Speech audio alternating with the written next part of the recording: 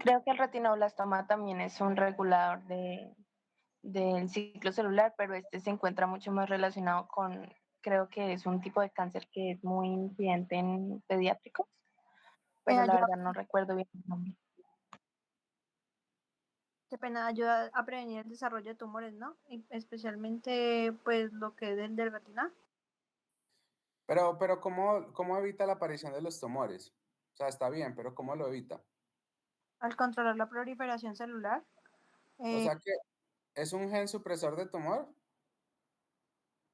o no lo es? Sí. Es un gen supresor de tumor, así como lo es P53, así como lo es BRCA1 y BRCA2, que ya los hemos mencionado en la clase de patología general. Son genes supresores de tumores. Entonces, la E7 inactiva el gen retinoblastoma y esto lleva también a que no haya apoptosis. Además, activa otra vez acá el factor de crecimiento de 2 que lleva a aumento de la proliferación celular, activación, otra vez una célula inmortal. Pero ustedes bien lo han dicho, este gen, la mutación de este gen desde la parte de la línea germinal está asociada a esa enfermedad que se llama retinoblastoma, que es un tumor que afecta a los recién nacidos en los ojos. Glándulas salivales. Es el 2% de todos los tumores de todas las neoplasias. Y entonces acá tenemos que diferenciar, más que aprendernos todos estos porcentajes, vamos a hacer un cuadro diferencial. Recuerden que hay glándulas salivales mayores y glándulas salivales menores. ¿Cuáles son las mayores?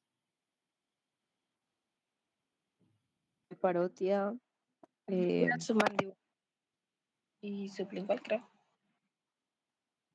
Parótida, ¿cuál más? Submandibular y sublingual, si no me equivoco, creo. ¿Y esas no serían menores, la sublingual? las sublinguales no serían las labiales, las bucales, las palatinas y las linguales solamente. Ajá. Y las mayores, dentro de las mayores tenemos como principal la parótida, ¿cierto? Tenemos además la submaxilar, ese es otro ejemplo de una glándula salival mayor. Entonces vamos a resumir esto. La mayoría de tumores benignos, entonces la mayoría de tumores benignos dan en las glándulas salivales mayores. ¿Listo? Principalmente en la parótida, benignos. Ahora nos vamos para el otro lado. La mayoría de tumores malignos dan en las glándulas salivales menores. Entonces, eso debe quedar muy claro. Mayoría de mayores, de las mayores van a dar benigno y de las menores van a ser malignos. Miren acá que incluso las sublinguales, la prevalencia va incluso hasta del 70 al 90%, pero en general podemos decir que es como la mitad. O sea, la mitad de los malignos dan en las glándulas salivales menores. Ahora, vamos a aprendernos los dos tipos histológicos más frecuentes de cada uno de ellos. De los benignos, el más frecuente de todos, el 50%, es el adenoma pleomórfico. Otra vez, va a dar más frecuentemente en la glándula parótida. Va a ser el tumor más frecuente de la glándula parótida, el adenoma pleomórfico. Hay otro que es el tumor de Warthin, digamos que es el 5%, y hay otros raros como oncocitoma, cistoadenoma, adenoma de células basales, pero nos aprendemos solamente los primeros dos. Adenoma pleomórfico y tumor de Warthin. Ahora, de los malignos, los dos que nos vamos a aprender son el carcinoma mucoepidermoide, que como su palabra lo dice es un tumor mixto, porque obviamente tiene la capacidad de tener un epitelio queratinizante, pero además de tener células mucoproductoras. Y lo otro es el carcinoma de células acinares. Miremos acá. profe, consulta, ¿el tumor de Warning da también solo en la parótida o en todas las glándulas? Sí. Puede dar en todas. O sea, todos los benignos y todos los malignos pueden dar en cualquier glándula salival. ¿Sí? Solo que como lo dijimos, en las mayores son más frecuentes los benignos y en las menores los malignos, pero en teoría pueden dar en cualquiera de ellas. O sea, no es exclusivo. ¿Sí? Vale, sí. No, sino que te preguntara específicamente por lo que estabas diciendo que el pleomórfico era más que todo en la glándula parótida. Entonces, esa era como la aclaración. Ah, Si ya, el de ya. Warting también era específicamente en la glándula parótida o en cualquiera de las glándulas mayores. No, en cualquiera puede dar, tanto de mayores como de menores. Solo Vale. que solo que tener en cuenta la prevalencia. Sí, pero en cualquiera de ellas puede dar. Miremos entonces acá el tumor adenoma pleomórfico. Si ustedes ven, es un tumor que es encapsulado, ¿cierto? Que esto ya nos está diciendo que es una neoplasia benigna, está bien delimitado. ¿Y a qué se les parece esto?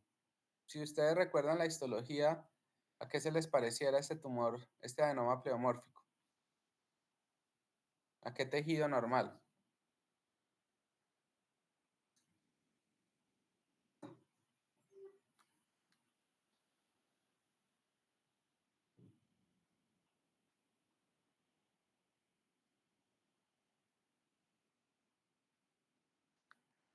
¿A ninguno? ¿Como cartílago? Exacto, muy bien, el cartílago. Miren que tiene una matriz condroide, lo que se ve más azul, como mixoide. Y lo otro es que tiene como unos nidos de células epiteliales. Si ustedes las ven, son estas que se ven más oscuritas. Todas estas son células epiteliales. Por eso entonces decimos que es un tumor trifásico, porque tiene un componente epitelial, ¿cierto? Que son las glándulas, los acinos que estamos viendo atrapados. Tiene un componente estromal, que puede ser cartílago, puede ser componente mixoide. Generalmente estos tumores pues se resecan, o sea, hay que sacar completamente el tumor y le va bien al paciente. Acá tenemos otros ejemplos de condiciones benignas y es uno que más o menos uno ve con frecuencia. Espera un segundo. Y es el mucosele. Entonces, si ustedes ven por lo menos acá en el labio inferior hay una lesión quística que si uno la toca es como renitente. Cuando yo digo renitente es que se trata como de apachurrar cuando uno la toca porque está lleno de contenido mucoide en su interior. ¿Por qué se dan los mucoceles? Los mucoceles también están asociados a traumatismo, las mordeduras del labio, que hace que se reviente o se obstruya uno de los ductos salivales. Y mire, si ustedes ven acá la histología, toda esta es la pared quística, la que estoy mencionando acá, y en el interior está lleno de material mucoide o material proteináceo. El manejo también de estos mucoceles es la extirpación quirúrgica. Muy similar al mucosele, uno puede encontrar una lesión quística que se da en el rafe de la línea media. Y esta lesión quística es conocida como ránula. Entonces, ¿cuál será la diferencia entre una ránula y un mucosele? Si estoy diciendo que ambas son lesiones pues, que están conformadas por una pared y con material mucoide.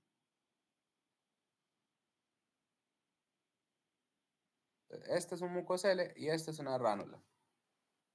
¿Cuáles serían las diferencias entre esas dos?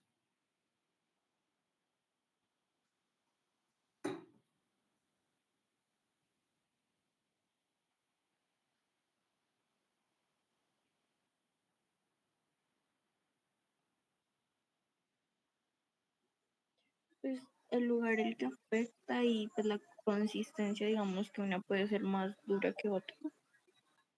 La consistencia es muy similar. Una es el lugar, ¿no? La ránula es hacia la parte de la región sublingual, ¿cierto? En cambio, el mucosele puede incluso estar en los labios. Pero lo otro es que histológicamente el mucosele es un pseudoquiste y la ránula es un quiste. Entonces, allí yo tengo una pregunta. ¿Cuál sería la diferencia entre quiste y pseudoquiste?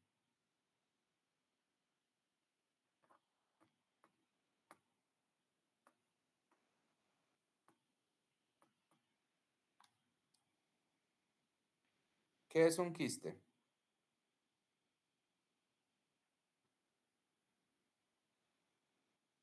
Perdón, una pregunta. El mucosele era el que era un quiste y la ránula un pseudoquiste, ¿cierto? Al revés. El mucosele es un pseudoquiste y la ránula es un quiste.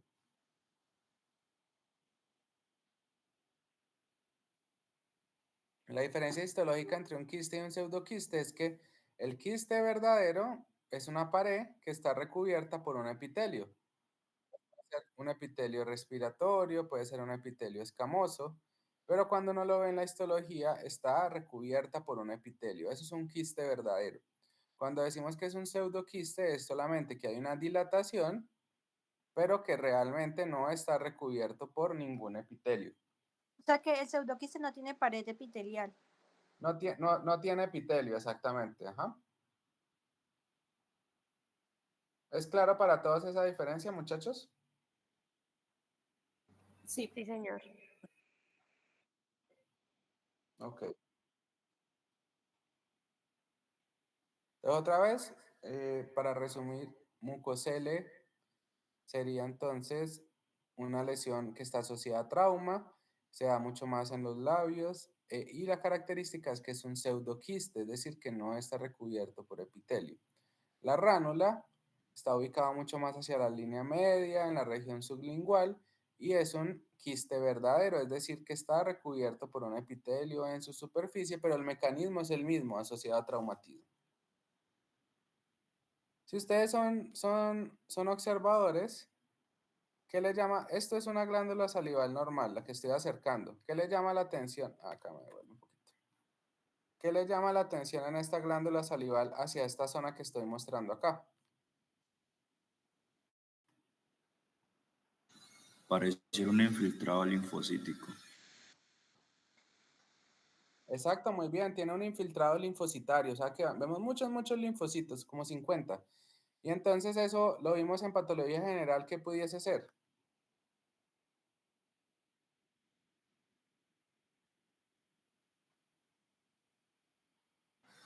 Si hay presencia de infiltrado en glándulas, podría sospechar un Sjögren. Exacto, muy bien. Síndrome de Sjögren. ¿Cuál es tu nombre, el que estás hablando?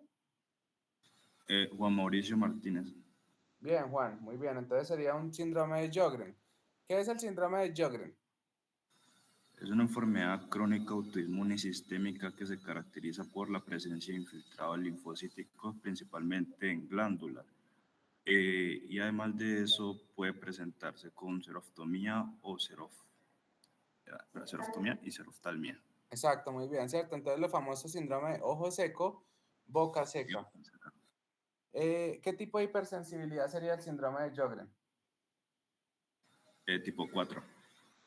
Exacto, muy bien, muy bien, muy bien. Pues dentro de los criterios clínicos, el principal, el que más tiene, digamos, valor en relación a puntos para diagnosticar síndrome de Sjögren es realizar una biopsia de glándula salival. Generalmente las biopsias de glándula salival que se toman son glándulas sublinguales o las otras son sublabiales. Las sublabiales son muy fáciles de tomar, entonces se toman una o dos, tres glándulas salivales, se analizan en el microscopio y lo que uno mira es si hay infiltrado inflamatorio. Si hay aumento de esos focos de infiltrado inflamatorio, pues la probabilidad muy alta es que tenga síndrome de Sjögren. Pero hay otros criterios, como mirarle la producción de lágrimas, ¿cierto? Medición de anticuerpos. Y hay algo muy importante y es que el síndrome de Sjögren puede estar solito como enfermedad, o lo otro es que puede estar asociado a otras enfermedades autoinmunes, como el lupus, artritis reumatoidea, bueno, y demás. Vamos entonces acá con esófago. Vamos a empezar con las malformaciones del tracto esofágico. Dentro de ellos, una de las importantes es la famosa atresia esofágica.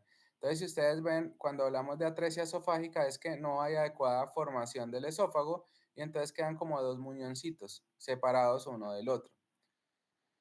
¿Qué otra anomalía asociada a atresia podemos tener?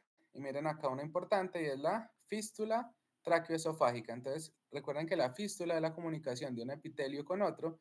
En este caso, este cabo proximal del esófago, hay una atresia esofágica porque no está la conexión, pero además hay una fístula. Miren que hay un drenaje o una conexión a la tráquea. Miren otro tipo de fístula traqueoesofágica. En este caso, el cabo que está comunicándose con la tráquea es el cabo inferior. Acá tenemos otra fístula donde hay comunicación de ambos cabos. Y aquí también hay otra fístula, pero si ustedes ven, aquí no hay atresia esofágica. Entonces, ¿queda claro qué es atresia y qué es fístula? Profe, o sea que de la A hasta el D estamos diciendo que son fístulas y hay atresia. ¿En, en, Mientras que cuál- en cuáles de estos hay atresia? entendería yo que, pues, eso es lo que, bueno, esa es mi idea, como que si entre A hasta la D habría atresia y también fístula. Bueno, A no, pero sí B, C y D habrían fístula. Exacto, bien. Acá hay atresia solamente, acá hay atresia con fístula, atresia fístula, y en este seríamos solamente fístula, porque mire que el esófago sigue su camino normal, ¿sí? En la E no habría atresia. Ahora, ¿qué síntomas que tendría un bebé o un lactante con una atresia o una fístula traqueoesofágica? ¿Qué síntomas creerían que tiene?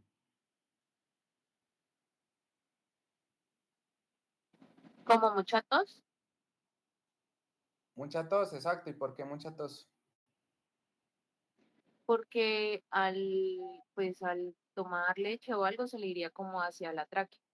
Entonces, puede haber una neumonía broncoaspirativa, ¿cierto? Lo otro es que en el caso de la atresia, si no haya fístula, pues obviamente no va a haber un paso de comida porque esto está totalmente cerrado, entonces el niño va a vomitar, se va a broncoaspirar, entonces todo ese contenido alimentario se va hacia la tráquea y produce neumonías broncoaspirativas y tos, cianosis y demás. Acá podemos tener otra que se conoce como traqueomalacia, ¿cierto? Estas traqueomalasias están asociadas principalmente al debilitamiento del plexo de Auerbach. Entonces recuerden ustedes en histología que la mayoría del tubo digestivo tiene en su plexo, es un mucoso, plexo de Auerbach, ¿cierto? Que es el que le da la inervación y el tono a los tejidos. Entonces, cuando tenemos enfermedades donde hay debilitamiento o ausencia del plexo de Auerbach, pues podemos tener parálisis del esófago, parálisis de la tráquea, parálisis del estómago, ¿cierto? Dado a la ausencia de ese plexo. Acá en esófago tenemos otra entidad que es infrecuente, puede estar alrededor incluso del 2% de las entidades que se presentan en esófago y es el divertículo de Zenker. Entonces, como vamos a ver en el tubo digestivo, hay dos tipos de divertículos importantes. Uno es el divertículo de Zenker y el otro es el divertículo de Merkel. Entonces, ¿cómo diferenciar uno del otro? Es principalmente la localización. Entonces, Zenker es el que vamos a tener en esófago y Merkel o Meckel es el que vamos a tener en el tracto gastrointestinal inferior, en el intestino delgado. Zenker en esófago, Menkel, perdón, en ilion o intestino delgado. Ahora, ¿cuál es la diferencia entre un divertículo y entre un pseudodivertículo?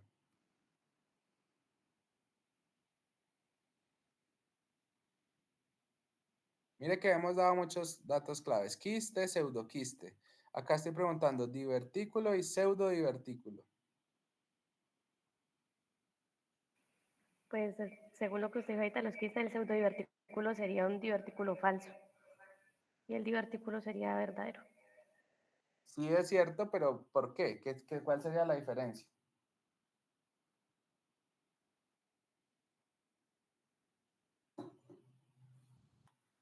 ¿Quién más le ayuda? Están participando los mismos. Que el pseudodivertículo estaría parcialmente abierto. No necesariamente.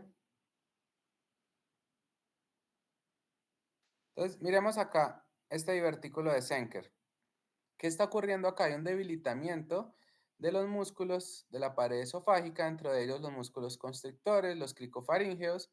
Y si ustedes ven, hay una herniación de la mucosa esofágica, pero si ustedes ven, la herniación es de todos los componentes, es decir, se hernia la mucosa, pero además se hernia la muscular propia. O sea que hay un divertículo verdadero, es una herniación de la mucosa, o sea, de el espesor de la pared del tubo digestivo, o sea, porque no puede tener divertículo en el intestino, divertículo en el colon.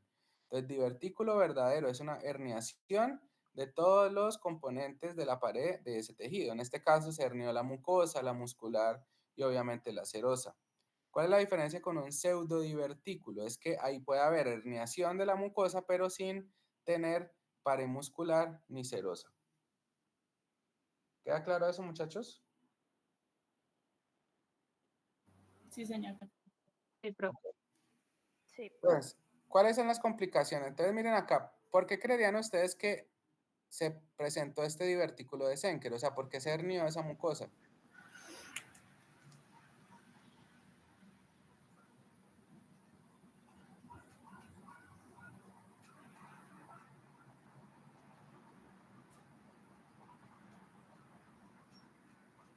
Pues una de las principales complicaciones es debilitamiento de la pared muscular por disminución o ausencia de los plexos de Auerbach.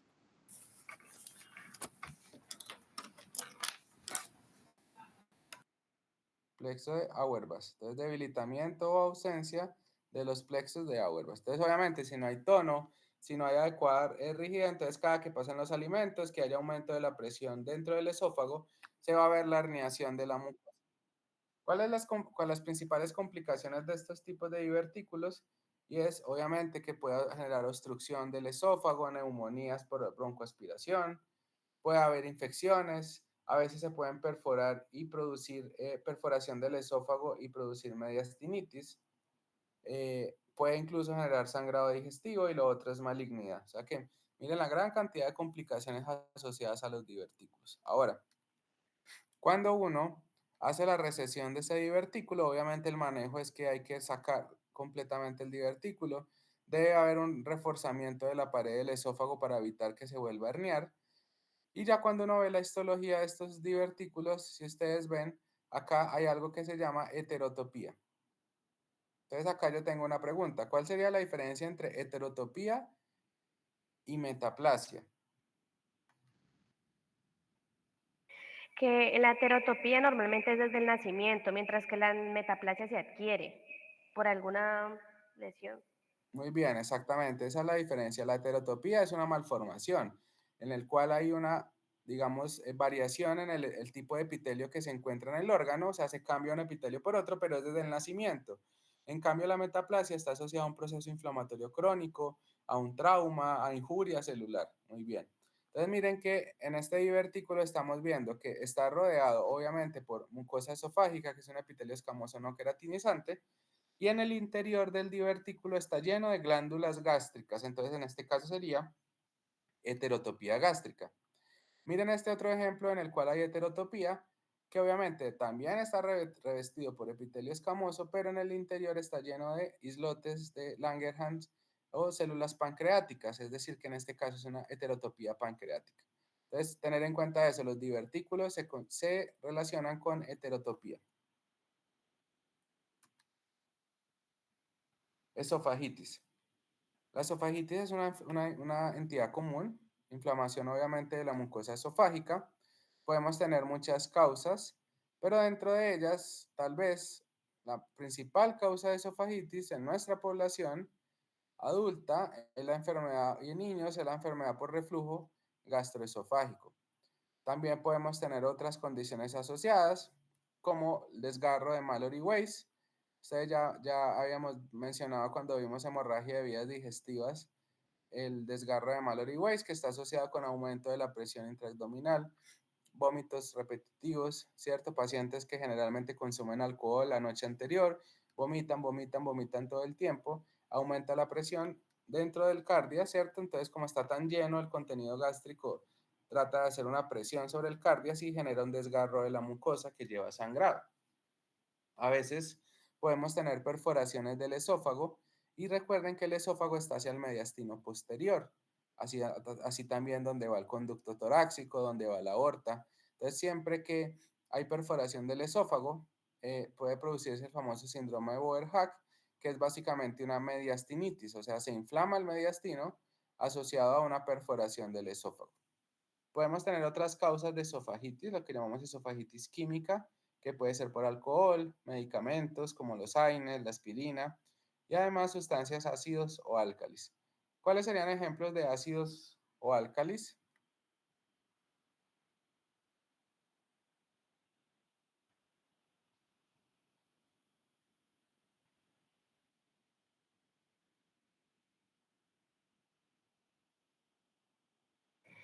Pues de ácidos podría ser el mismo que produce el estómago, ¿no? El ácido clorhídrico. Pero cuando hablamos de ácidos y álcalis, no hablamos de ese tipo de sustancias. Hablamos principalmente de tóxicos. Entonces les Ah, voy a... bueno, entonces el sulfúrico. Ajá, exacto, ácido sulfúrico. Tenemos el ejemplo de sustancias como el Mr. Músculo, desengrasante. ¿Sí lo han escuchado? Entonces, a veces las personas utilizan este tipo de desengrasantes para suicidarse, se toman eso, o a veces los niños los adquieren de manera accidental. Entonces, Por eso es que uno no debe tener ninguna de estas sustancias, sean desengrasantes o en la cocina o que estén muy cercanos al sitio, porque los niños pueden adquirirlos de manera accidental. Se toman esto y les hace perforación de la mucosa esofágica y esto lo puede llevar a la muerte. Tenemos entonces acá infecciones en el esófago.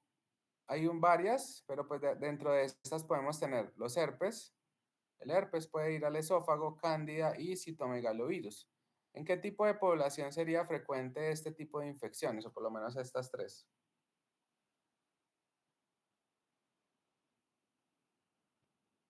Adolescentes, ¿no?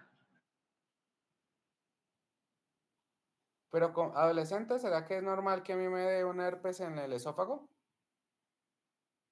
No, en pacientes Inmunosuprimidos. inmunosuprimidos. Exacto, muy bien. Entonces, lo van a encontrar principalmente en población inmunosuprimida. Pacientes VIH, estadio SIDA, pacientes, Cáncer. exacto, con cáncer, trasplantados, pacientes diabéticos. Entonces, siempre pacientes inmunosuprimidos. Miren acá una diferencia entre los cambios citopáticos. Miren acá el herpes, ¿cierto? Las 3M, multinucleación, moldeamiento, marginación de la cromatina. Y miren acá la citomegalia del citomegalovirus, que es una única célula, solamente que está grande, con un núcleo excéntrico y redondo.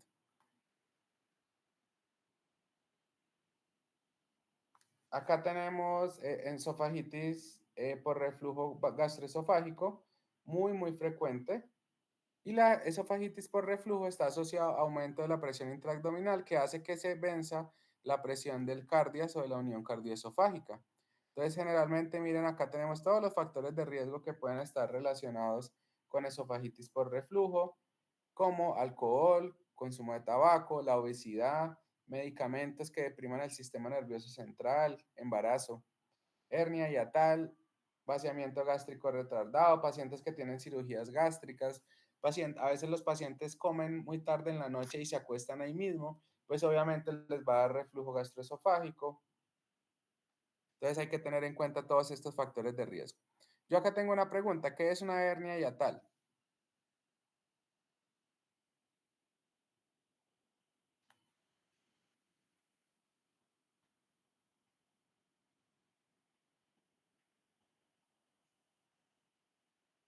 Pues es, digamos, el aumento del diámetro puede ser en el, ah, bueno, sí, en el espacio que tiene el diafragma y eso hace, digamos, como que se suba el estómago hacia tórax.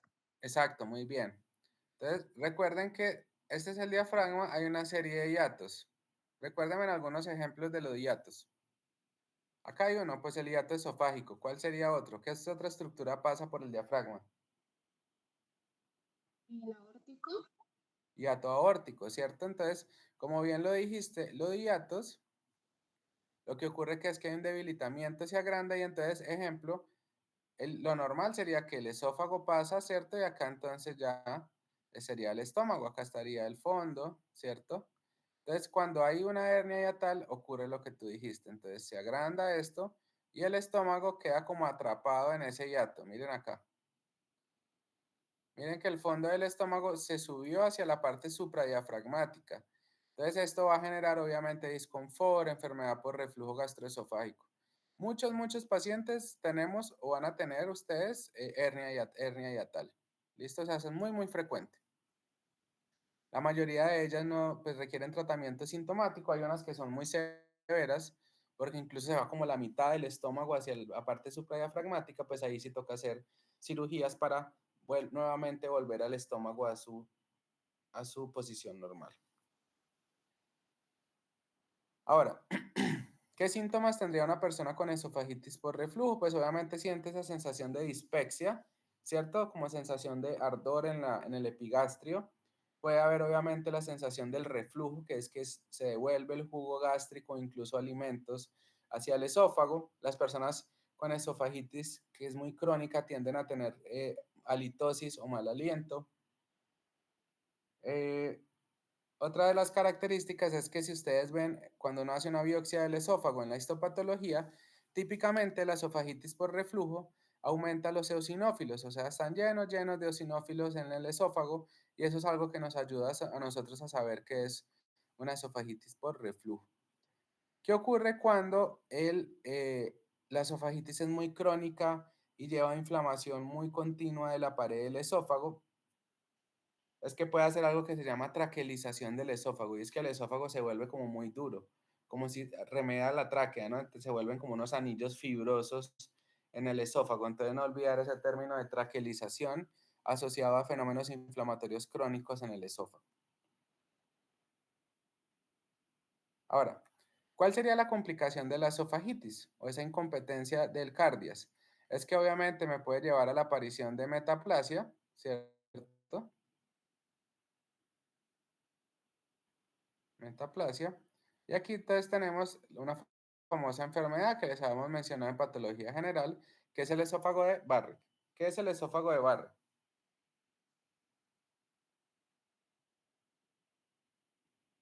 Cuando hay el cambio que genera aparición de estas células que generan moco. Entonces, ¿qué? Sí, está bien. Entonces, ¿qué es No me acuerdo. metaplasia? El cambio estructural de una zona por otra zona que no debería estar ahí, por una anoxa pues constante. Exacto, entonces una causa, en este caso la cronicidad, que es el reflujo, irrita la mucosa del esófago, se cambia el epitelio esofágico por un epitelio colónico con presencia de células caliciformes. Recuerden que las células caliciformes producen moco, entonces por ende es una forma como de protegerse, ¿cierto? Frente a ese mecanismo causal. Pero acá hay una característica adicional y es que vamos a hablar de esófago de Barrett solamente 1 centímetro, o sea, aquellas metaplasias que ocurren 1 centímetro por arriba de la unión gastroesofágica o el cardias. O sea, desde el cardias cuenta uno 1 centímetro y todos los cambios que ocurran para arriba de ese primer centímetro serían enfermedad o esófago de Barrett. Si hay ejemplo, metaplasia en la unión cardioesofágica, eso ya no es esófago de Barrett, eso es metaplasia normal. ¿Queda claro esa diferencia entre esófago de Barrett y metaplasia normal en la unión? La diferencia sería solamente o sea, que tiene que ser esófago de Barrett 1 centímetro por encima de la unión cardioesofágica. ¿Cuál es el riesgo de este esófago de Barrett? Es que después de la metaplasia, ya hemos hablado siempre que puede aparecer la displasia, ¿cierto? Y obviamente aumenta el riesgo de presentar cáncer de esófago. Profesor, Dímelo. por lo menos, y si se da en todo el recorrido, o sea, por ejemplo, se da en ese centímetro y aparte por encima, ahí se pondría solo metaplasia. No, a pesar de que esté comprometido abajo y hay compromiso arriba, tendría esófago de Barrett. Por lo que hay un Ah, bueno, compromiso por encima del centímetro. Ajá. bueno.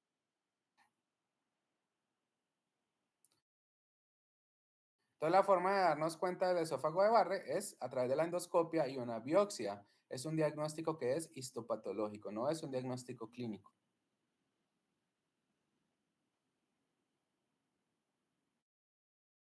Miren acá la cascada de eventos. Esófago normal, aparece el esófago de Barrett, que es metaplasia. Aquí se transforma el epitelio esofágico por epitelio colónico. Luego aparece la displasia, que puede ser de bajo o alto grado, y te aumenta el riesgo de aparición de cáncer.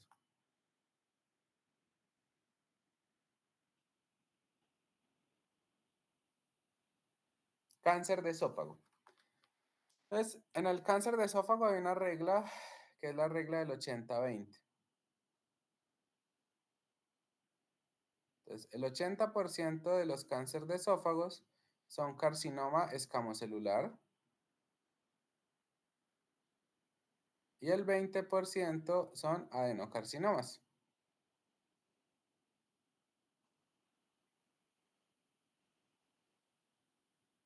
¿Cuál creerían ustedes que es la localización de cada uno de ellos, o por lo menos la localización más frecuente?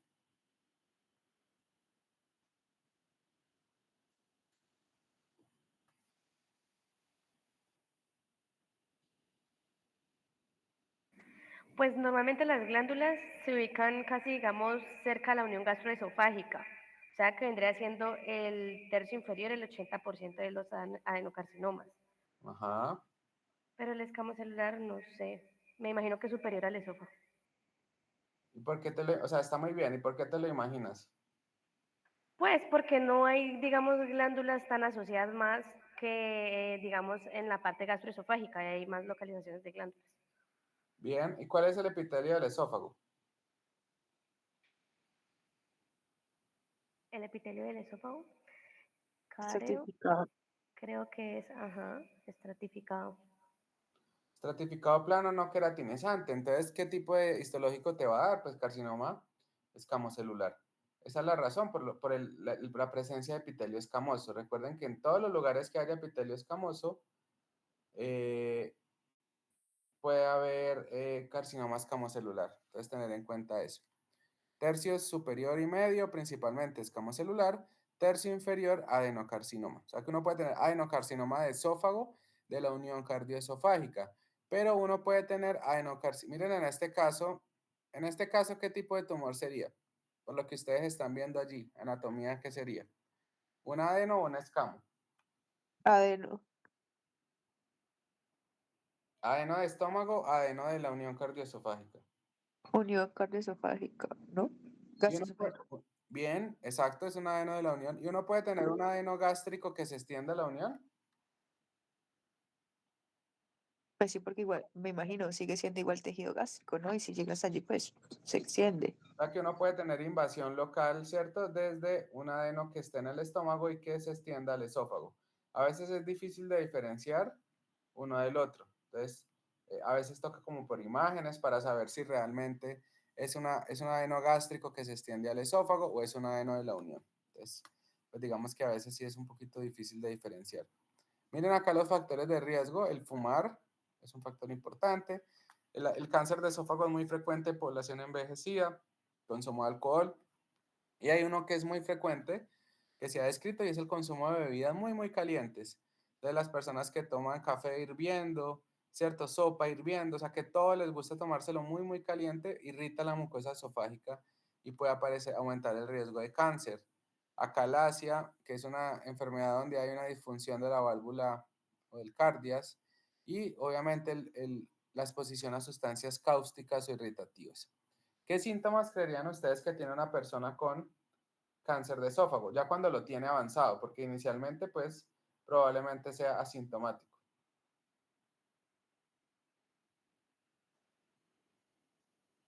Una disfagia. Disfagia, ¿cierto? O odinofagia. ¿Cuál es la diferencia entre una y otra? La orofagia es el dolor a la deglución y la disfagia es la dificultad en la deglución. Ajá, exacto. Entonces una cosa es el dolor y la otra es la dificultad en la deglución. Muy bien. La persona siente que se atranca cuando está comiendo los alimentos, como que se le queda, le da tos, le da vómito, obviamente porque el alimento no pasa. ¿Cuál sería la forma de diagnosticar un cáncer de esófago en ese paciente que tiene esos síntomas? Pues si es, digamos, Biopsia por oral, podría ser endoscopia. una endoscopia Exacto, endoscopia de vías digestivas más acompañada de biopsia. biopsia. Ajá, exacto. Muy bien. Vamos a continuar entonces ya hacia la mucosa gástrica y es hablar un poco de gastropatía y gastritis. Acá voy a ser muy, muy, muy claro en diferenciar dos términos que por favor, para el resto que si están poniendo cuidado o están dormiditos, están haciendo otra cosita, que se la graben en su cabeza y es diferenciar dos términos. El primero, dispepsia, de gastritis. ¿Cuál es la diferencia entre dispepsia y gastritis? Gastritis es como la erosión que genera en el tejido, ¿no? Y la dispepsia es como la sintomatología de, de la intolerancia a, no sé, determinado alimento. Por ahí vas bien. ¿Quién más le ayuda? La dispepsia son los síntomas que la persona puede sentir en el momento, o sea, digamos dolor al momento de tragar o consumir alimentos. ¿Y la gastritis? Es la inflamación de las mucosas gástricas. Y entonces, la gastritis, ¿cómo solamente se confirmaría? Con una endoscopia. Con una biopsia. Sí, una endoscopia y biopsia. Entonces, por favor, ya cada vez que ustedes o sus familiares o cuando atiendan pacientes, si los pacientes, ejemplo, tienen reflujo, tienen pirosis, que es como sensación de ardor, epigastralgia, dolor en el epigastrio, ardor, ¿qué síntomas tiene entonces el paciente? Dispéxicos. ¿Y qué diagnóstico le van a colocar al paciente? Dispexia. No me le coloquen diagnósticos de gastritis si no tienen una endoscopio más biopsia. Porque entonces a todos les ponen que es gastritis y no, tiene que tener una endoscopio más biopsia para decir que hay una gastritis. ¿Estamos de acuerdo? O sea, profe, que la dispepsia, digamos, es multicausal, o sea, puede ser con cualquier, digamos, enfermedad asociada. Exacto, el hecho de que la persona tenga dispepsia no necesariamente quiere decir que tenga gastritis. Porque puedes tener, ejemplo, un reflujo duodenal, puedes O tener una hernia hiatal una hernia también. hiatal, exactamente. Entonces, ¿qué siento? Que, por favor, eso se les queda en la cabecita, utilizar la palabra dispepsia como diagnóstico y solo cuando tengan el resultado de la biopsia que les mande el patólogo, allí ya pueden hablar de gastritis si el patólogo coloca el diagnóstico, ¿sí? ¿Listo? Ok. Es claro, bueno, muy bien.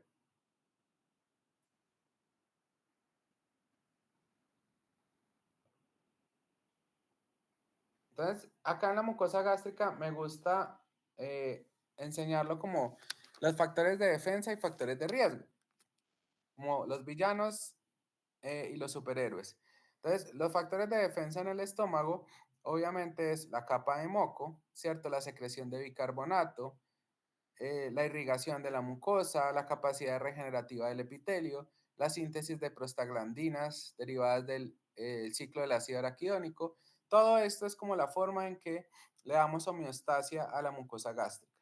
Pero podemos tener cualquier causa que me genere injuria o lesión de la mucosa gástrica y que me pueda alterar el moco, aumentar las células inflamatorias, destruir el epitelio, es decir, que acá estaría apareciendo la gastritis. ¿Cuál sería una complicación de la gastritis? Ya lo hemos dicho en patología general, unas complicaciones de la inflamación aguda es la úlcera, que en este caso pues hay una pérdida de la continuidad del tejido, se irrumpe el epitelio y el músculo, pues en este caso la muscular de la mucosa. ¿Cuáles son los factores de riesgo más importantes para gastritis? Entonces, primero, infección por bacteria, Helicobacter pylori, consumo de AINES, aspirina, tabaco, alcoholismo, cuando el estómago produce mucho jugo gástrico producido por aumento en las células de tipo gastrina, o cuando las células parietales producen mucho ácido clorhídrico, pues obviamente también aumenta el riesgo de lesión en la mucosa gástrica. Y lo otro es el reflujo duodenal. Entonces, uno puede tener reflujo gastroesofágico, que es cuando el contenido del estómago se va hacia el esófago porque vence al cardias, o puedes tener reflujo duodenogástrico, y es cuando el contenido duodenal vence el píloro y se va hacia el estómago. ¿Cuál es el pH duodenal y cuál es el pH gástrico normal desde fisiología?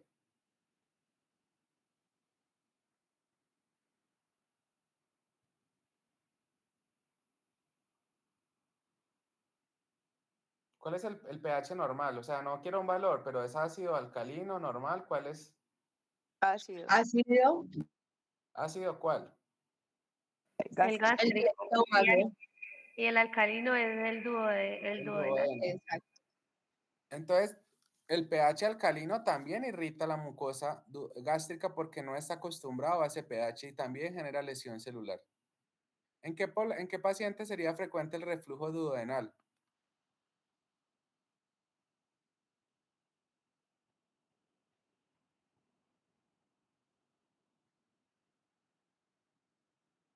No sé, me imagino, pues digamos que la porción terminal, en el antro pilórico, pues está, digamos, la válvula pilórica, me imagino que en pacientes que tengan daños en la válvula, ¿no?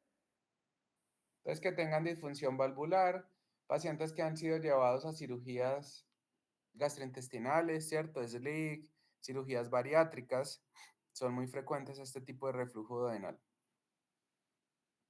¿Por qué los AINES, muchachos, y la aspirina producen gastritis? Porque inhiben la COX-1. Los AINES pueden ser COX-1, COX-2 o selectivos, ¿cierto? ¿Y la aspirina cuál es el mecanismo de acción?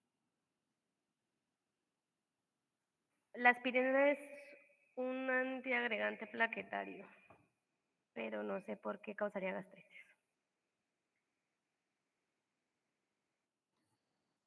¿Y si los AINES inhiben las COX, por qué produce gastritis?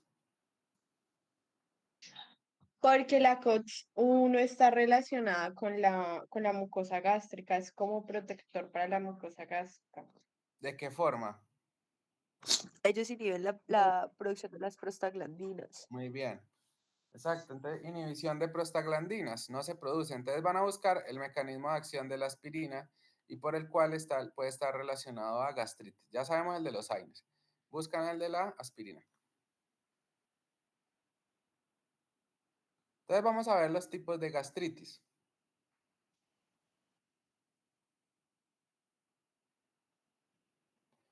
Hay, digamos que 3 tipos de gastritis, lo que se conoce como gastritis tipo A, tipo B y tipo C. Hay unas diferencias importantes entre ellas. Entonces, importante, nos vamos a centrar en estas dos primero, tipo A y tipo B. La tipo B, el principal sitio del estómago que afecta es el antro gástrico. Vamos a ver las diferencias. El tipo B afecta el antro, la tipo A afecta al cuerpo. No quiere decir que sea exclusivo, o sea, no estoy diciendo que solamente el antro. Mire que yo no digo solamente. Estoy diciendo que con mayor frecuencia la tipo B afecta al antro y la tipo A afecta al cuerpo del estómago. Ahora, usualmente el componente inflamatorio de la gastritis tipo B es un componente mixto, es decir, que hay linfocitos, plasmocitos y neutrófilos. En cambio, en la tipo A es un predominante mucho más mononuclear, linfocitos y plasmocitos solamente, sin tantos neutrófilos. ¿Cuál es la otra diferencia entre estas dos? Es que la causa de la gastritis tipo B, la principal es infección por Helicobacter pylori. La causa de gastritis tipo A es autoinmune.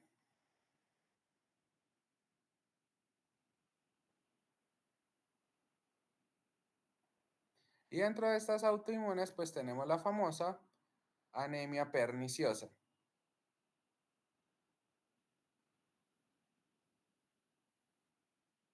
La anemia perniciosa hace parte de las causas de anemia megaloblástica. Entonces voy a empezar a preguntar bastante. ¿Qué es un megaloblasto? Anemia megaloblástica. ¿No era un eritrocito que se encuentra de forma muy grande por deficiencia de vitamina B12? Entonces, muy bien. Entonces, megaloblástica es que el glóbulo rojo está muy grande. Miren este tamaño de este glóbulo rojo. Este es un megaloblasto. Bien. Dentro de las megaloblásticas tenemos muchas causas. Tú dijiste una. Sí, Déficit de vitamina B12. lo que pasa es que si, digamos, eso es de tipo autoinmune, la gastritis tipo A, yo puedo inferir que lo que hace es que daña las células parietales. Si no hay factor intrínseco, pues no hay quien transporte vitamina B12, por ende, pues se da, digamos, la respuesta, ¿no? O sea, por eso se da el megaloblasto. Muy Profe, bien. ¿y el ácido fólico también? ¿O Exacto. enfermedad de Crohn también como que se asocia? Ácido fólico, el consumo de alcohol, enfermedad de Crohn. ¿A qué quiero llegar con esto? Hay algunos medicamentos como la metformina.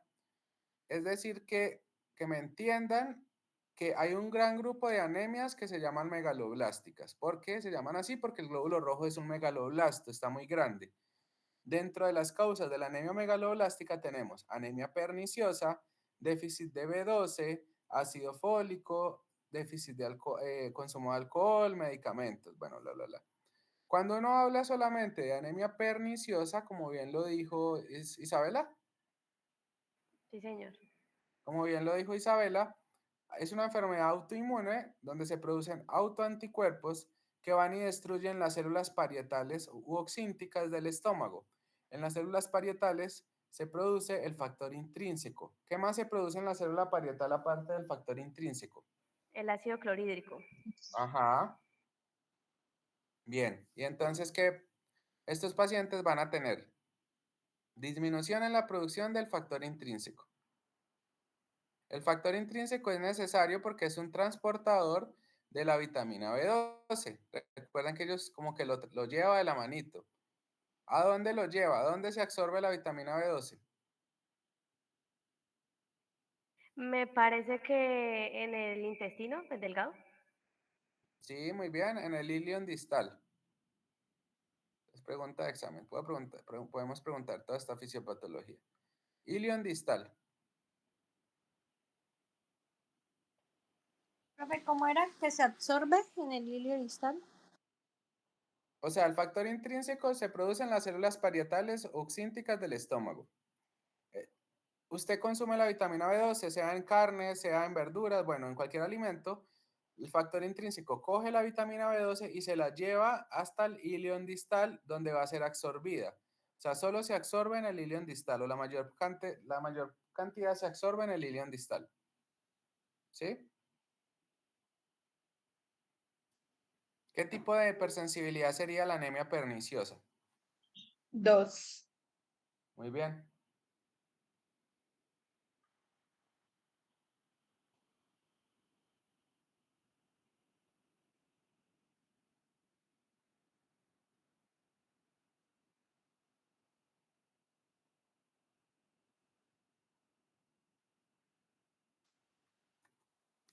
Entonces miren acá otras diferentes causas de gastritis, aparte de que los que mencionamos, puede ser por Helicobacter, puede ser por AINES, puede ser por gastropatía de reflujo biliar, radiación, enfermedades inflamatorias, granulomatosis de Wegener, alergias a alimentos, medicamentos, por micobacterias, incluso por treponema pálido en el que produce la sífilis, citomegalovirus, por hongos, es decir, muchas causas de gastritis, no solamente Helicobacter pylori, para que por favor ampliemos la gran gama digamos, de potenciales diagnósticos que uno puede tener. ¿Ustedes recuerdan qué era la granulomatosis de Wegener?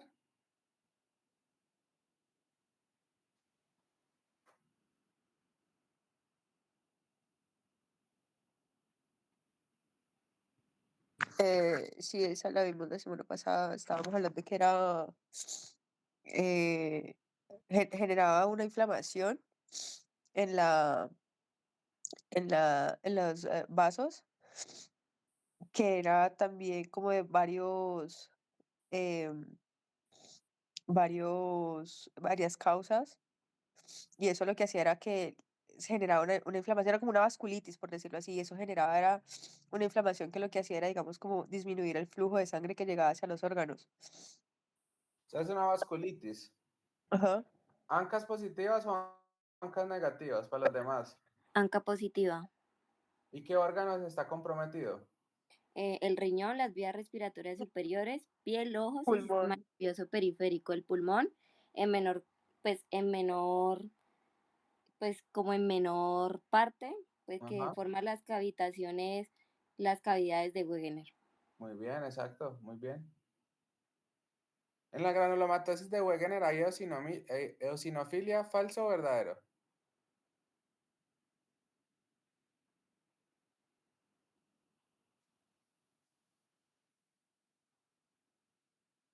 Creo que dijimos que no era Verdadero. obligatorio, o sea, no me acuerdo.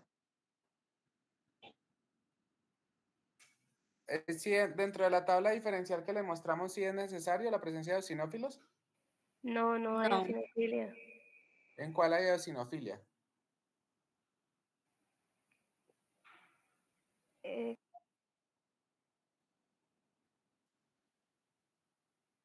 A, poliarteritis nodosa, B, síndrome de Chur-Strauss. ¿Cuál será?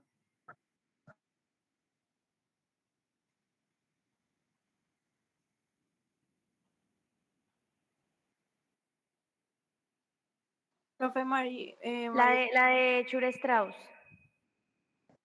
Profe María está opinando por el chat.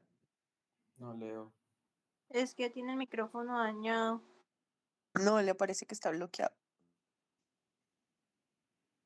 ¿No hay en Chure Strauss o sí hay? Sí, Hay ahí creo que también era la que decía como granulomatosis eosinofílica con la poliangitis, creo, la de poliangitis, la de Chure Strauss. Ajá, exacto, muy bien.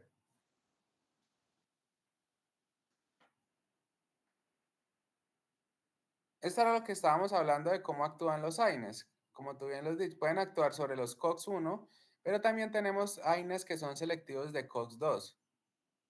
Ustedes ya vieron, están viendo fármacos, ¿cierto? Sí, señor. Entonces, ¿cuáles son ejemplos de selectivos COX-2? Creo que son los SICAN y los COPSI, como pues el enterocoxi. Colecoxib, ¿cierto? Meloxicam, exactamente, muy bien. Pues cualquiera de ellos, en cualquiera de los que sea COX-1 o COX-2, pues básicamente lo que no estamos produciendo es prostaglandina, principalmente E2. La función de esta prostaglandina es aumentar la secreción de moco, aumentar la capacidad de regeneración celular, producción de bicarbonato, disminución de ácido clorhídrico y aumentar el flujo sanguíneo, es decir, mejorar todos los factores protectores que le dan estabilidad a la mucosa gástrica. Entonces, por ende, si no producimos prostaglandina E2, pues va a tener todos estos hacia la baja. Recuerden acá en este ciclo del ácido araquidónico los corticoides, ¿no? Que actúan sobre la fosfolipasa 2, o sea, mucho más arriba en el ciclo del ácido. Entonces queda pendiente de por qué la aspirina produce gastritis.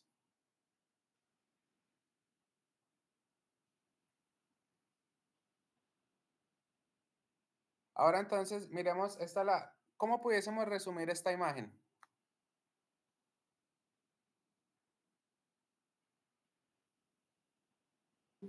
La cascada de Pelayo Correa. La cascada fisiopatológica de Pelayo Correa, muy bien. Entonces, primero tenemos una gastritis aguda, ¿cierto? Que puede ser por cualquiera de las causas que hemos mencionado. Luego una gastritis crónica, gastritis atrófica, metaplasia intestinal, luego displasia, carcinoma in situ y carcinoma invasivo. Ahora, miren acá en esta imagen cómo se ve el Helicobacter pylori. Todos estos pelitos que se ven como negritos son Helicobacter pylori cuando uno los ve en la biopsia. Acá estamos viendo la gastritis, ¿cierto? Miren el aumento del infiltrado inflamatorio mononuclear. Y miren acá cómo hay metaplasia. Y es que ese epitelio gástrico es reemplazado por un epitelio intestinal. Mire que acá estamos viendo, ¿qué es lo que estoy nombrando acá? ¿Qué son? Las células caliciformes. Células caliciformes, que no es normal encontrarlas en el estómago. Entonces acá ya tenemos una metaplasia de tipo intestinal. Profe, encontré algo de por qué la aspirina produce la gastritis y dice que es que como es una INE, inhibe la enzima ciclooxigenasa responsable de la producción de prostaglandinas y por lo tanto no se genera pues el recubrimiento y por eso O sea, un mecanismo común. Pero ¿y por qué la aspirina es una INES o no es? sí. Ajá, sí es. ¿Todos de acuerdo en que es INES?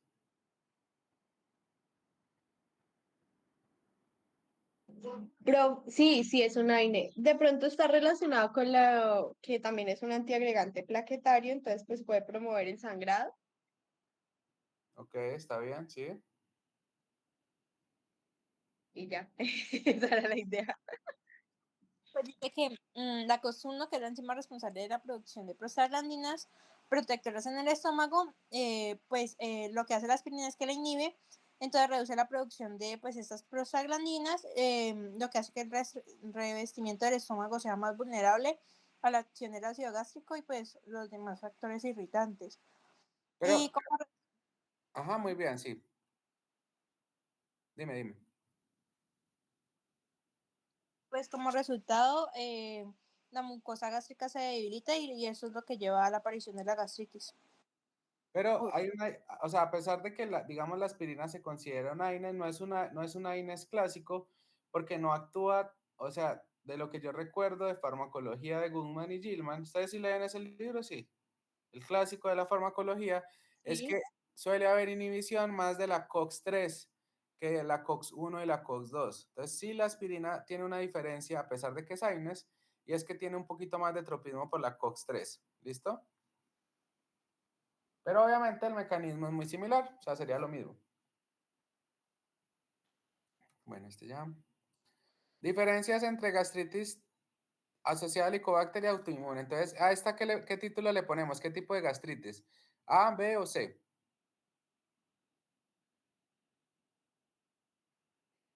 Tipo B. Ajá, ¿y a esta? Tipo A. Tipo A.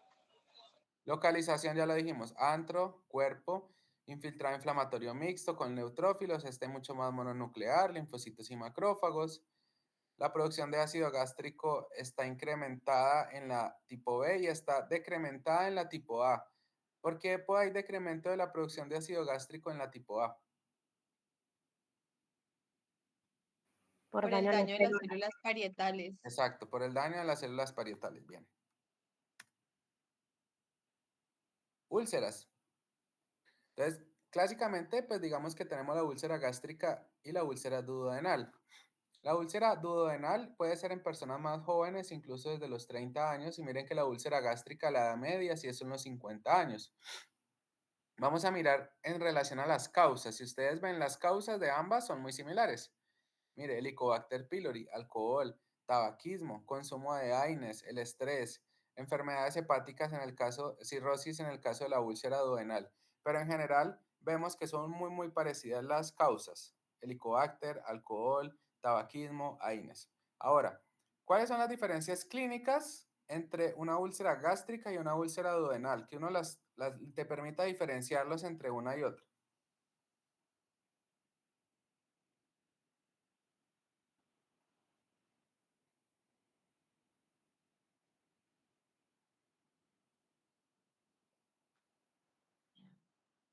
Puede ser el dolor, ¿Y cómo? como que cuando se presenta el dolor. Ok, bien. Porque pues en el estómago sería mientras se está consumiendo los alimentos, mientras que en el duodeno es un tiempo después. No sabría cuánto, pero sí sería después. Y dice también que de pronto en la gástrica está acompañada de náuseas y vómitos. Y en la no tanto. No tanto, pero lo principal es si el dolor se incrementa con los alimentos o si mejora con los alimentos. Porque la duodenal mejoraría con el alimento. Porque ahí se creció el seguro de moco. Exacto, porque al momento en que uno come, hay secreción de bicarbonato y moco y eso alivia el dolor. ¿Queda claro eso? Entonces el dolor mejora en la duodenal con los alimentos relacionado con la producción de moco y de alcalinización de la úlcera. En cambio, con la úlcera gástrica tiende a empeorar. Ahora vamos a mirar métodos diagnósticos para Helicobacter pylori. Entonces las podemos dividir en pruebas no invasivas y en pruebas invasivas. Ahora yo tengo una pregunta antes de mirar de las pruebas. ¿Por qué el Helicobacter tiene el Helicobacter qué tipo de bacteria es? ¿Gran positiva o gran negativa? Gran positivo. Gran negativa. ¿Y por qué tiene la capacidad de sobrevivir en el estómago si el estómago tiene un pH ácido?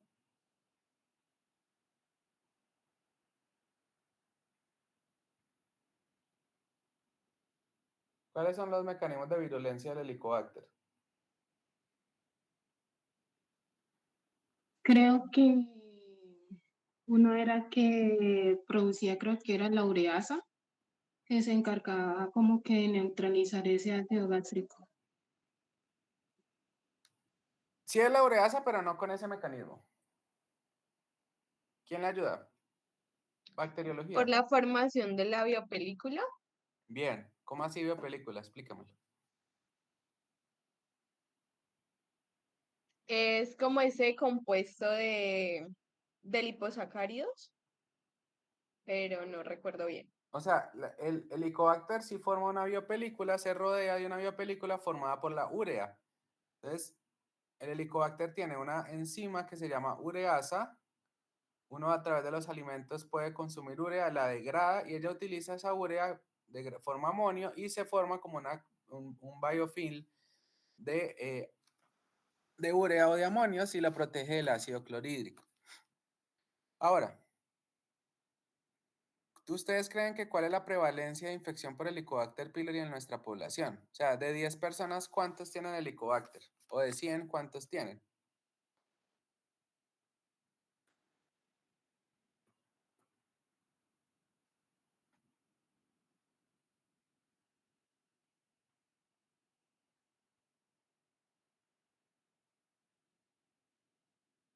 Hola. 5.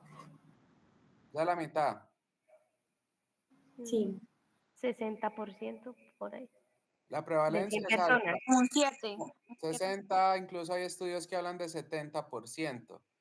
Ahora, ¿todos los que tenemos Helicobacter nos va a dar cáncer gástrico, sí o no? No, ¿Por qué?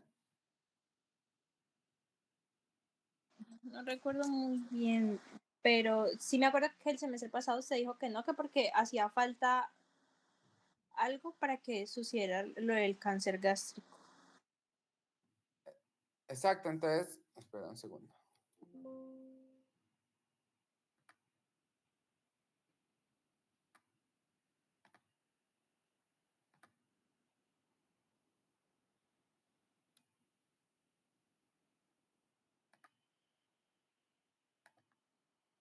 Entonces, podemos decir que el Helicobacter pylori es necesario, pero no suficiente para cáncer gástrico. Si les preguntamos en el examen, ¿eso sería verdadero o falso? Otra vez, el Helicobacter pylori es necesario, pero no suficiente. Respuesta. Sí, Podría sería ser, verdadero. sí, podría ser verdadero porque, Verdadero, ¿cierto? sí, porque digamos que tendría que tener otros factores asociados para Ajá. aumentar el riesgo a cáncer. Muy Y bien. Por además ejemplo, el también estilo tendría de que vida. depender de la cepa. Exacto, entonces el alcoholismo, fumar, consumo de alimentos ultraprocesados, la obesidad, cirugías bariátricas. La cirugía bariátrica es un factor de riesgo para cáncer de estómago. Otros acá, a ver, espera que estoy pensando. Los tipos de, los serotipos del Helicobacter. Es decir, hay serotipos que tienen mayor riesgo de malignidad y otros que no. O sea que las cepas del Helicobacter también tienen una importancia. ¿Quiénes son de Pasto acá? ¿Alguien de Pasto? De Nariño, pues, perdón. Mientras yo alguien responde, yo voy mirando acá una cosa. ¿Alguien de Nariño?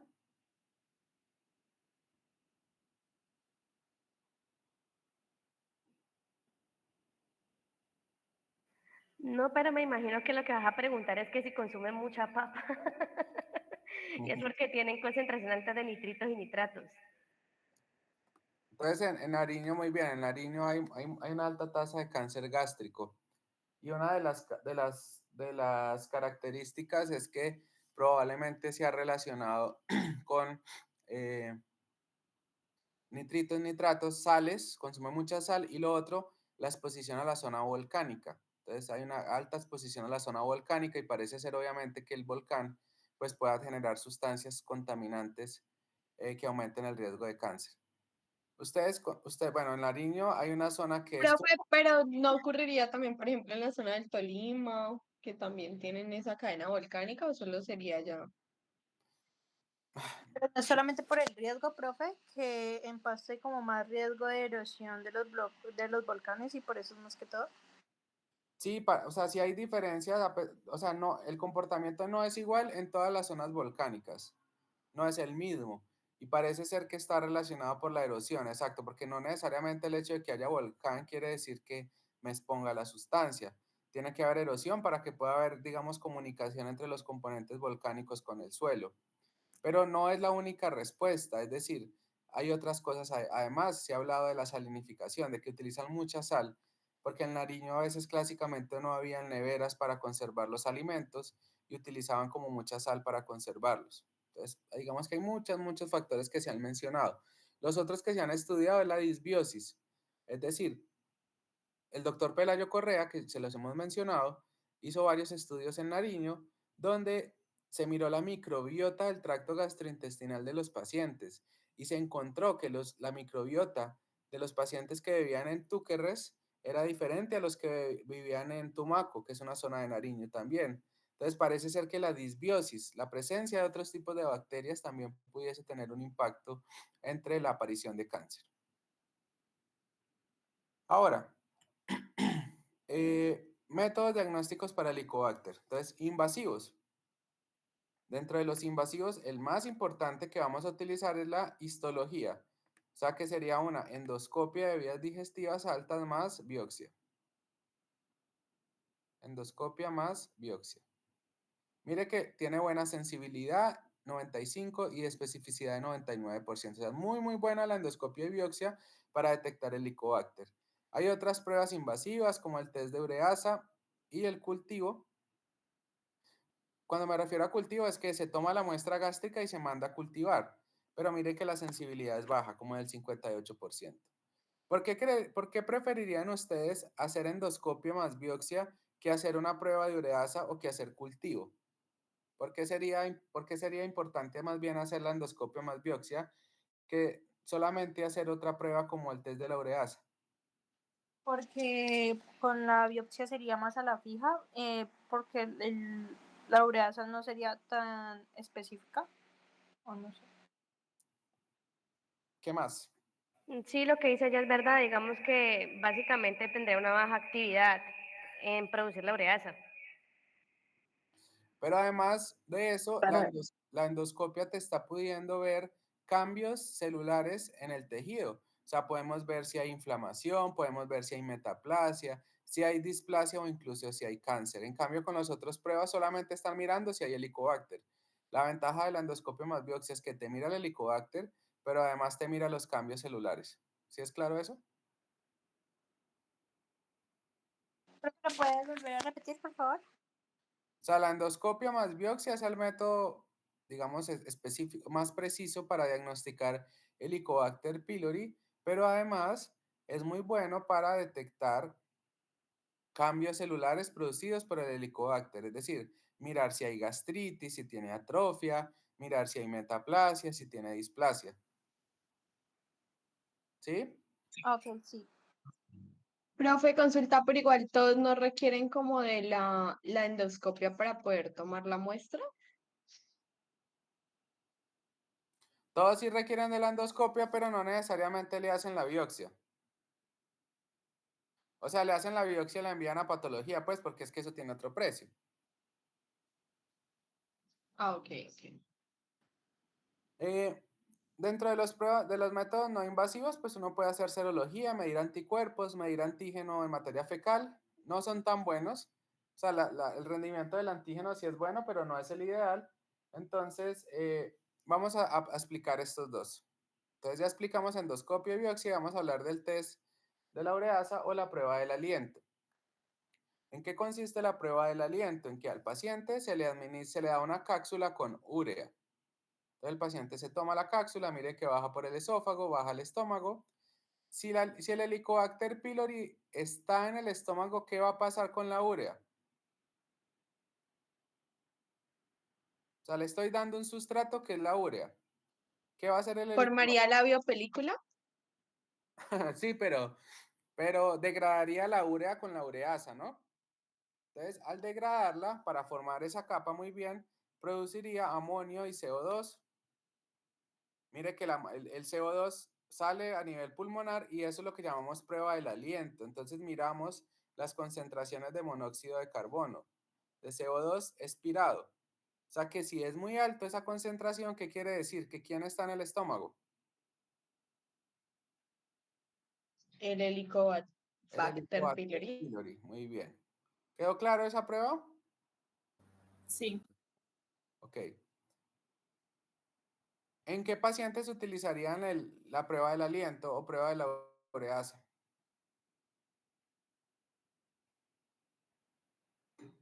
¿Eso lo sospecha? Pero otra vez, si usted está sospechando que el paciente tiene dispepsia, que tiene síntomas muy severos y que tiene Helicobacter, de primera entrada es mejor hacer endoscopia más biopsia. Usted le da tratamiento al Helicobacter, es un tratamiento antibiótico. Entonces la indicación de la prueba de la urea es control post-tratamiento. O sea, yo después de que yo ya sé que no tiene cáncer o que no tiene displasia, que le doy el tratamiento para el Helicobacter, pues le puedo hacer control para mirar si el Helicobacter se erradicó con la prueba del aliento. Entonces, ¿queda clara la indicación de la prueba del aliento? Pero, ¿y si hiciera, digamos, resistencia al tratamiento? Pues si te hace resistencia, ¿cómo te va a salir la prueba de la ureasa? No, yo digo es que sí, sí, listo. Estaría indicado en prueba ureasa, pero si hace resistencia a tratamiento, ¿se indicaría nuevamente biopsia en un periodo de tiempo determinado? No tanto en resistencia, o sea, se indica más dependiendo de los cambios que tenga el paciente. Es decir, si la primera vez que le hiciste endoscopia tiene gastritis solamente, pues bastaría solamente con la prueba de la ureasa, pero si en la primera endoscopia tú le encuentras que tiene metaplasia, ahí sí hay que hacerle control endoscópico por dado ya que hay un cambio celular.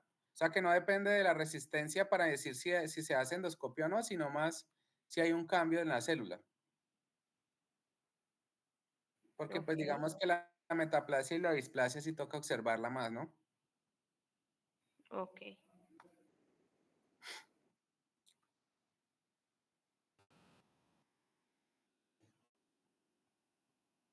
Bueno, lesiones polipoides en el estómago. Hay muchos subtipos histológicos, pero entonces se me van a quedar con un concepto grande, por favor. Hay dos cosas que son los pólipos y hay otros que son adenomas. Entonces, digamos que este es el estómago. Voy a dejarlo todo feo. Entonces, un pólipo es una lesioncita que se eleva en la mucosa y un adenoma también es una lesión que se eleva en la mucosa. ¿Cuál es la diferencia entre un pólipo y un adenoma?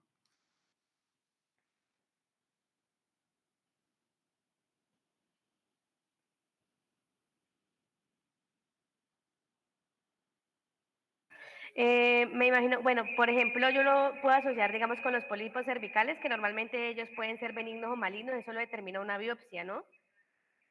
Mientras que el adenoma creo que sí es maligno. Entonces, ambos son lesiones, o sea, son lesiones benignas, pero Perdón, benigna. el problema es que el adenoma, cuando uno escucha la palabra adenoma, implícitamente uno sabe que en el epitelio ya tiene cambios de displasia, o sea, tiene una lesión premaligna. Entonces, todos los adenomas, cuando ustedes escuchen adenomas, en estómago o en colon, tiene displasia. En cambio, el pólipo no tiene displasia, es una lesión epitelial normal, benigna. Entonces, teniendo en cuenta esta definición de que el adenoma tiene displasia, ¿cuáles tendrían mayor riesgo de transformarse en cáncer? ¿El adenoma o el pólipo? El Adenoma. adenoma. Pues mire, 30% de riesgo de transformarse en cáncer. Por ende, entonces, digamos que hay que detectarlos a tiempo, resecarlo para evitar que aparezca esta enfermedad. No es lo mismo si uno le hacen una endoscopia y le sale un adenoma que le salga un pólipo porque cambia el seguimiento. ¿A quién van a seguir más estrictamente? O sea, ¿a quién le van a volver a repetir la endoscopia por lo menos al año o a los 2 años? El adenoma. Al adenoma, exactamente. Cáncer gástrico. Entonces, el cáncer gástrico, me voy a adelanto acá, esta debiera ir primera, es dentro de los cánceres gástricos tenemos varios tipos, pero los más frecuentes son los adenocarcinomas.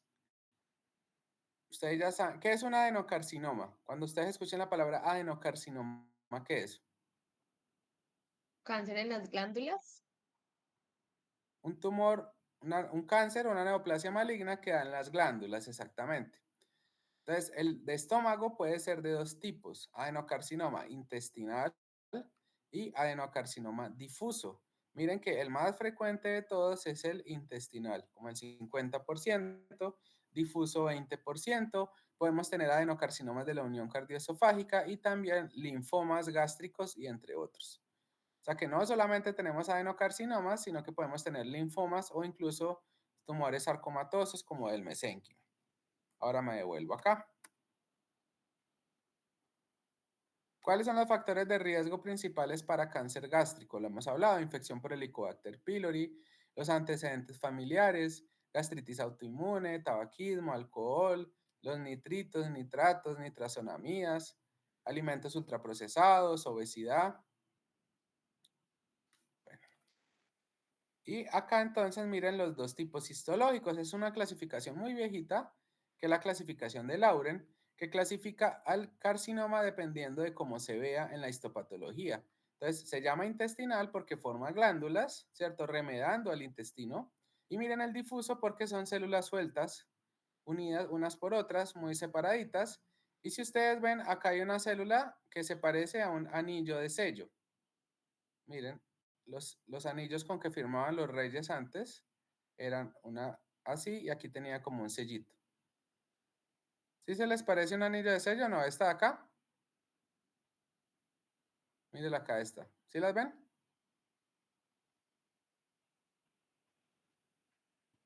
Muchachos. Sí, sí. Ok. Sí, profe. Entonces, células en anillo de Sí, sello, miren, ahí. son células muy sueltas, a diferencia del intestinal que forma una glándula completa. O sea, por eso es que se llama intestinal y por eso el otro se llama difuso. Ahora les voy a dar otras diferencias. El intestinal ya dijimos que es el más frecuente.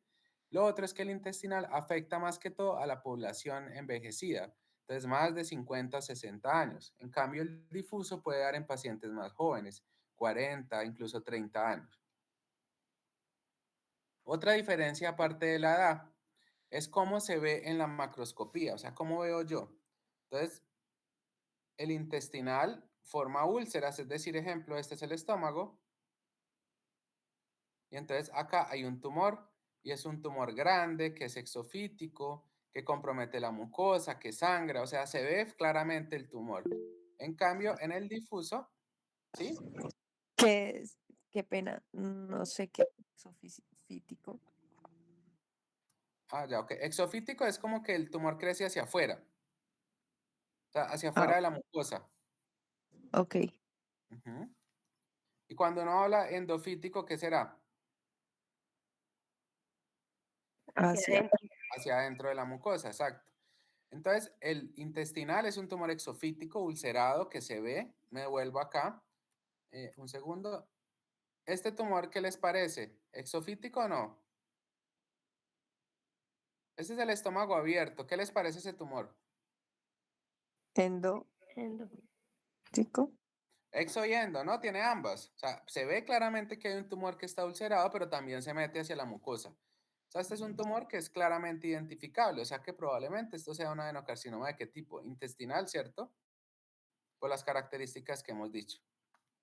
Ahora, el difuso es más difícil de ver en la endoscopia porque estas células crecen como por debajo de la submucosa.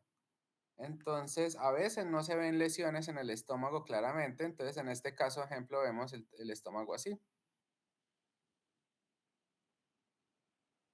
Lo que vamos a ver es que hay un engrosamiento de la mucosa. O sea, se ve como engrosado, se ve como irregular, pero no veo una lesión exofítica. Entonces, este engrosamiento de la mucosa o en forma de botella se conoce como linitis plástica. Entonces, la linitis plástica es más del adenocarcinoma de tipo difuso. Es una lesión que engrosa el estómago, pero no genera una lesión exofítica. ¿Queda claro eso, muchachos?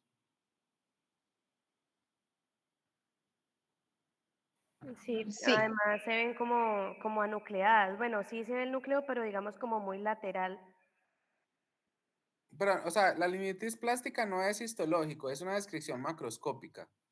No, la difusa, la que tienes allí marcada en rojo, pues. Sí, pero, o sea, entonces, ¿qué es el término linitis plástica? ¿Es microscópico o macroscópico? Ese es macroscópico porque es como se ve el engrosamiento de la pared. Exacto. ¿Y qué es más frecuente del tipo difuso? En cambio, en el intestinal es más una lesión exofítica que ulcera la mucosa. Entonces acá nos vamos.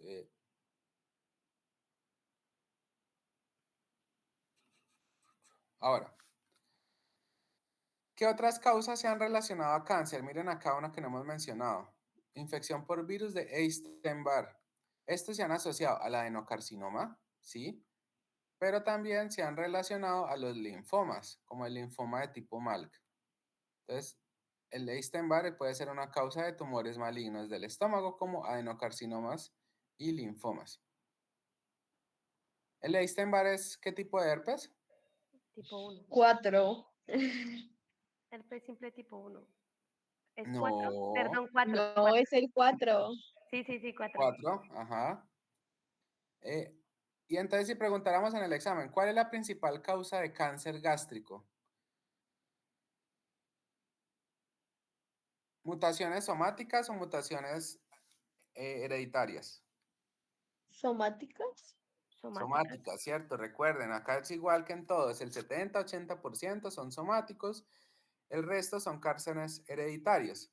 Entonces, dentro del cáncer hereditario tenemos dos causas importantes. El primero, carcinoma o cáncer colorectal no polipósico hereditario. Esto lo vimos en patología general. ¿Esto se llama igual a síndrome de qué? Crohn. No. ¿Puedes repetir, por favor, profe? Fraumeni. No. Síndrome de Lynch. Entonces, carcinoma o cáncer colorectal no polipósico hereditario es igual a síndrome de Lynch. ¿Cuál es la causa del síndrome de Lynch? Mutaciones en las proteínas MMR o inestabilidad microsatelital. ¿Cuáles eran esas proteínas y cuántas eran?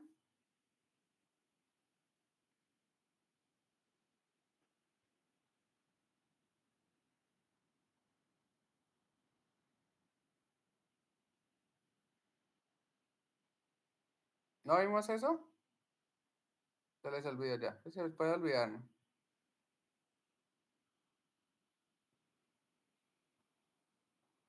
MLH1, MCH2, Creo que MCH6, son 7. 4. Ah, ok. PMS2. Los 4 genes o proteínas que les llamamos inestabilidad microsatelital. La mutación de estas está relacionada con el síndrome de Lynch, que es el carcinoma colorectal hereditario no polipósico.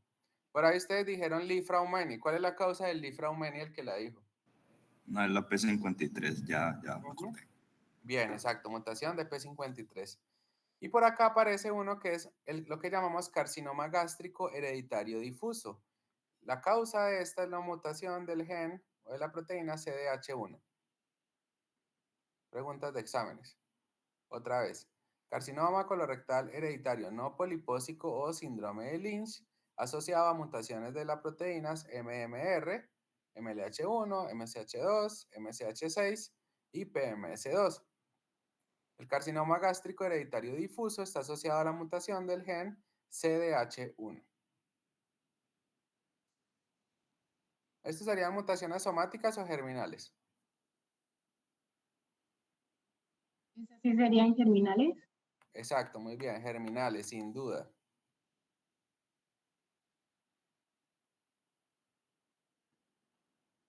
Profe, yo tengo una duda, ¿y la poliposis adenomatosa familiar no tiene riesgo de hacer cáncer o no? De estómago, sí, también, muy bien. Entonces, o sea, hay varias entidades, solo que digamos que las más frecuentes son estas dos. El síndrome de Lynch y el carcinoma gástrico hereditario difuso, pero el PAF también aumenta el riesgo para cáncer de estómago. ¿El PAF está asociado a mutación de qué gen? APO, creo que era APO1, APO. APC. Creo que era APO. No, APC. APC. APC. Del gen APC. ¿Qué otro gen está asociado? También los BRCA1 y BRCA2 también pueden darte cáncer de estómago. Solamente que nosotros se los mencionábamos más en qué. El BRCA1 y BRCA2 en qué les mencionamos a ustedes. Cáncer de Cáncer mama. de mama. Cáncer de mama y ovario. Cáncer de mama y ovario, ¿no? pero también te puede aumentar el riesgo para cáncer de estómago. Entonces, muy bien el que mencionó el PAF, la poliposis adenomatosa familiar, asociada al gen APC. También te aumenta el riesgo para cáncer de estómago. Bien. Cascada del doctor Pelayo Correa, ya. Y hay una clasificación molecular del cáncer de estómago. Se clasifica dependiendo del tipo de mutaciones que tenga y dependiendo del tipo de mutaciones, pues tiene mayor riesgo de hacer metástasis o no. No se las voy a explicar, no se la van a aprender. Solamente que esto es mucho más para patología y oncología, donde hay unos marcadores terapéuticos, donde uno puede mirar amplificaciones y mutaciones más específicas que permiten mirar supervivencia, pronóstico y tratamiento.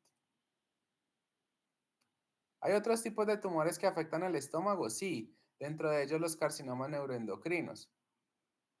Hay carcinomas neuroendocrinos de célula grande, de célula pequeña. Esto los habíamos visto en pulmón. Hay otros tumores como los linfomas, ¿cierto? Los habíamos mencionado que pueden estar asociados más a la infección por virus de Epstein-Barr. Y entonces aquí yo tengo una pregunta. ¿En quiénes sospecharían cáncer hereditario? O sea, dígame una historia familiar en la cual yo sospeche de que una persona tenga cáncer hereditario y que tenga cáncer de estómago hereditario.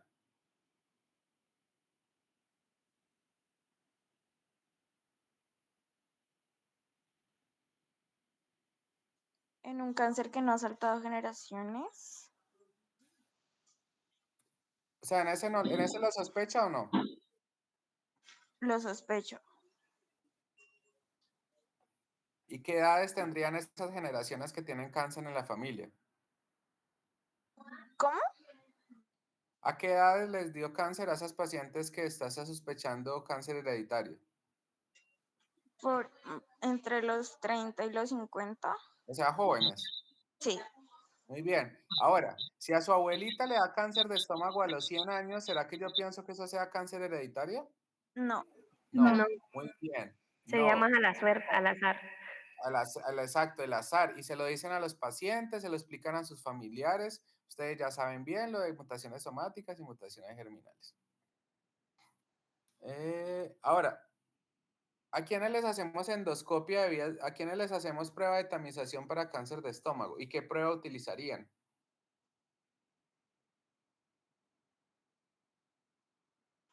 Pues a quien tenga gastritis desde joven y pues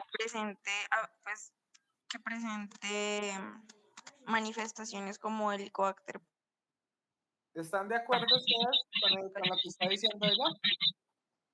No escuché, no sé si se me entrecortó a mí o qué, pero no lo entendí. Yo tampoco. ¿Puedes repetir, por favor?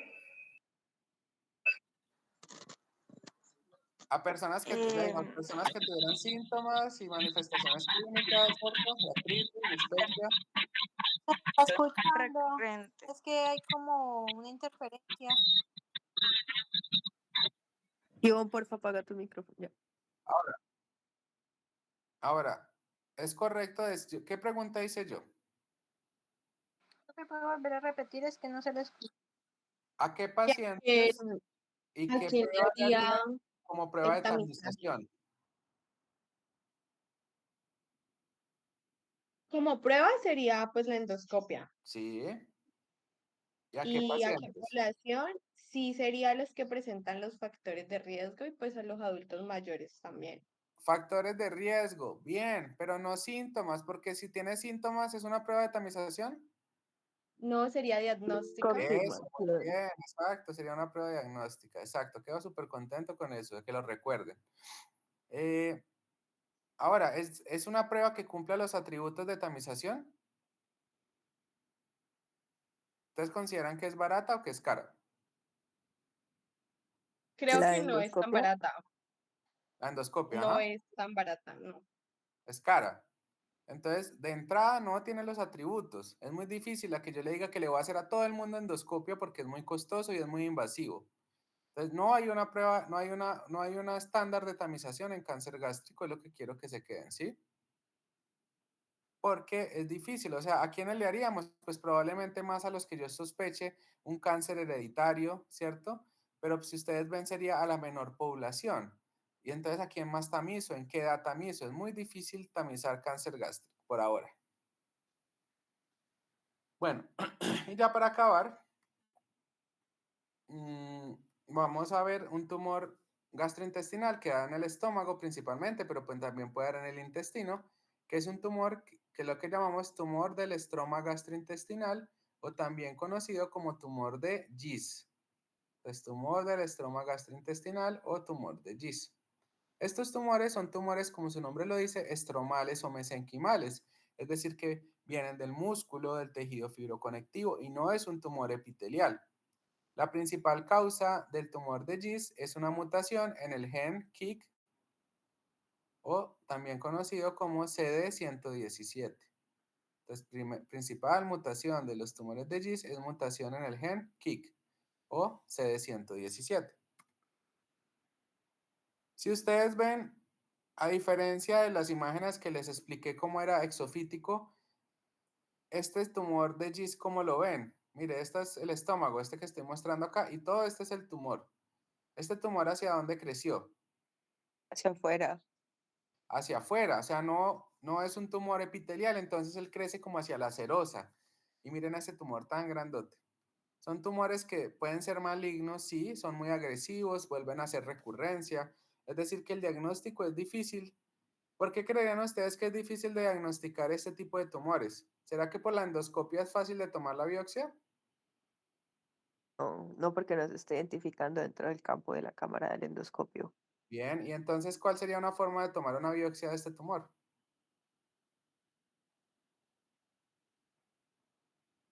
Mm, Por una paracentesis o algo así.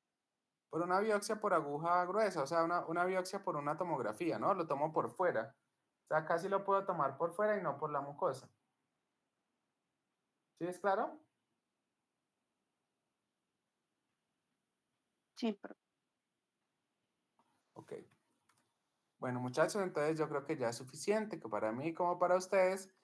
Quedamos acá. La próxima clase continuarán con su profesor respectivo, el síndrome malabsortivo y terminar el tracto gastrointestinal. ¿Dudas de lo que vimos, muchachos? no, señor. No, Bueno, señor. entonces nos vemos la próxima clase. Que descansen. Muchas gracias. Gracias, profe. Gracias. Gracias.